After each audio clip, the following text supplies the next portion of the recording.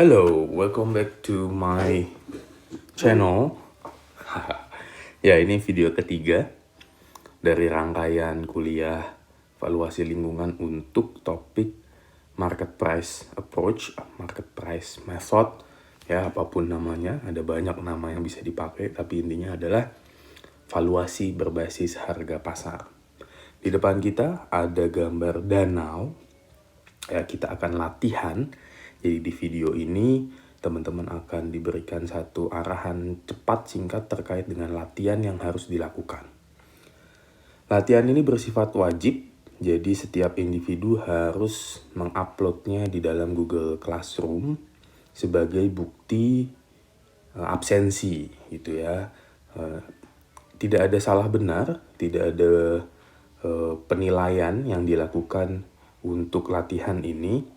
Tetapi latihan ini hanya digunakan untuk masukan saya sejauh mana teman-teman sudah memahami konsep market price valuation method.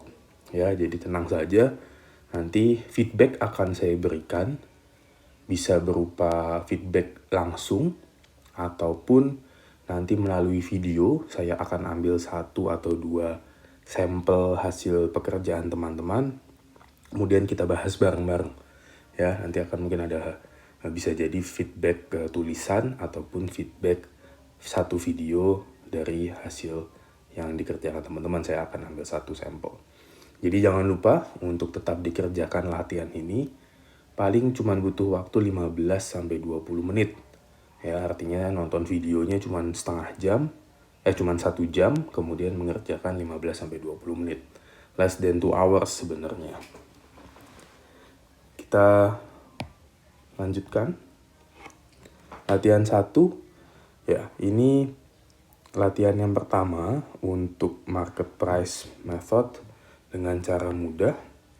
Tahapannya sudah saya munculkan di sini. Jadi teman-teman tinggal menghitung saja sesuai apa yang sudah dipresentasikan di video kedua ya, tentang tahap-tahap market price valuation. Dan ini adalah informasi-informasi yang bisa digunakan. Jadi silahkan untuk menghitung tahap 1, 2, dan 3.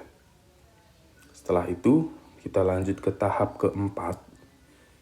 Ya, ini kita kondisikan bahwa danau tersebut itu tercemar, kemudian ada penurunan produksi atau ada pengurangan jasa ekosistem provisioning sebesar 20% dan ada peningkatan biaya produksi sebesar 10% ya, dibandingkan dengan kondisi yang tidak tercemar. Kemudian hitung net benefitnya. Lalu kita masuk ke tahap ke-7 ya. Jadi di sini juga sudah ada tahapnya apa yang harus dilakukan. Tahap 7 adalah tahap 3 dikurangi tahap 6. Nanti kita akan dapat net benefit kondisi TES, total economic surplus before, TES after, sama dengan TES finalnya. Nah, ini kita bisa lihat environmental atau ecosystem services loss-nya itu seberapa besar.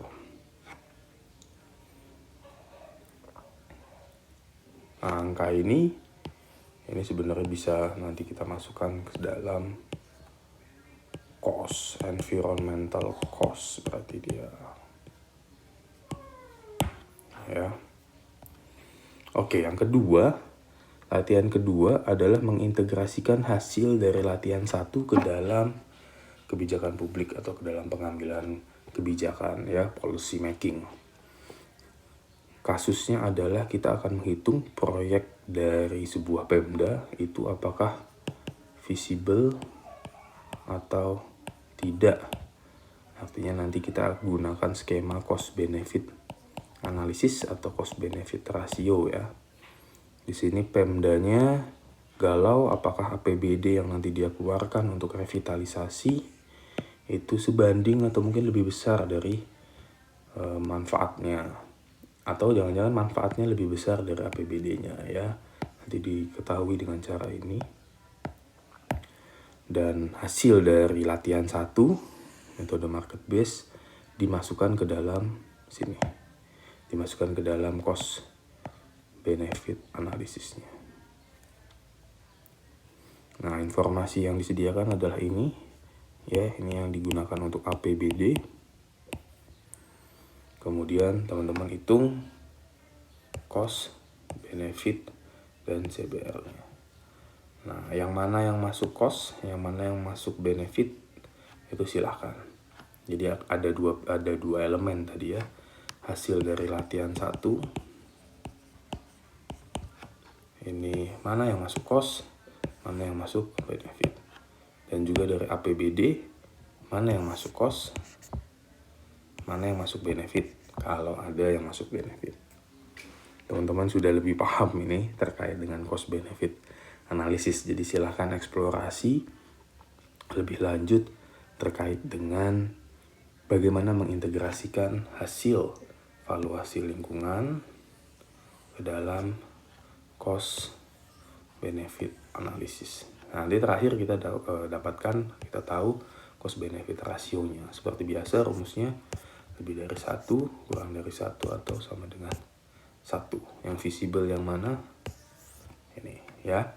Jadi saya tunggu sampai di hari Rabu ya, deadline-nya, tidak hari ini. Deadline Rabu. Jam ya 12 malam boleh. Wah, biasanya yang suka begadang, suka nongkrong. Hindari nongkrong di kafe dulu ya. Kerjakan di kos. Lakukan social distancing. Itu esensi kenapa kita gunakan video pada kuliah-kuliah 2 minggu ini. Ya, Rabu 12 malam, tapi saran saya jangan ngerjakan di kafe, kerjakan di kosan atau di rumah. Nanti selesai Rabu kita fokus pada video untuk hari Jumat, membahas topik lain dari valuasi lingkungan. Ya, nanti kita akan masuk ke cost based method. Ya, sekian video yang ketiga dan mengakhiri rangkaian video untuk market price method. Jangan lupa untuk like, subscribe, dan juga share video ini. Wah, mantap nih. Sampai jumpa lagi di video selanjutnya. Mohon maaf atas segala kekurangan. Wassalamualaikum warahmatullahi wabarakatuh.